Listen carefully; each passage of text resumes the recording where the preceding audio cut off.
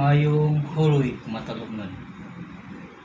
Agkaroon sa panahon sa Holy Week, panahon sa paghinautos mga sala, panahon sa pagkuhan,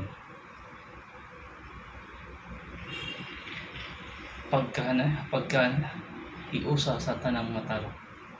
Kay sa karon nga Holy Week, alahi kaayo sa kuan sa una, kay di ba sa una mas kuan daghang tao niya naay prosesyon niya kuan pod, naay mga daghang activities.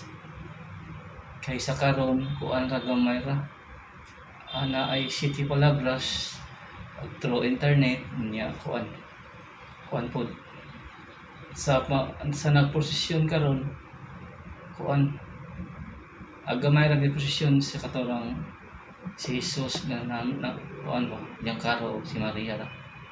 Kay di ba sa una mas daghan iyang kuan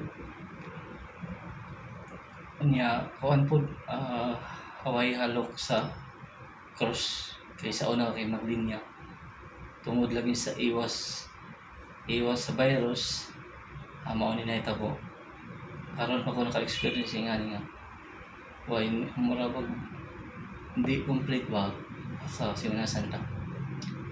Yeah. Kuhan matanong nun. Ato ada yung kuhan puhon sa Sabado, alas 6 sa kuhan ka namang pagbagpo sa tubig kay kuhan man. Tungod sa kuhan sa kuhan mo, Agorpio. Alas 6 atong kuhan simbahan. Sa karong sa Semana Santa matalong nun, kuhan natay kuhan. Di tamang gawas kay kuhan malagi tungod sa coronavirus. Ato lang buhaton hugot nga pagtuo sa Dios o hugot nga pagkuan pagtinabangay kay aron atong mahunong na ang coronavirus kay dakong epekto sa atong lungsod matalong nun.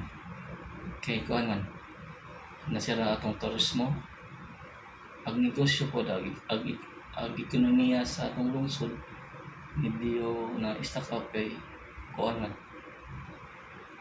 na limited man kay do na may kuan enhance quarantine ba nya makinabangay ta hugot na pag-ampo, hugot na pagtuo o kuan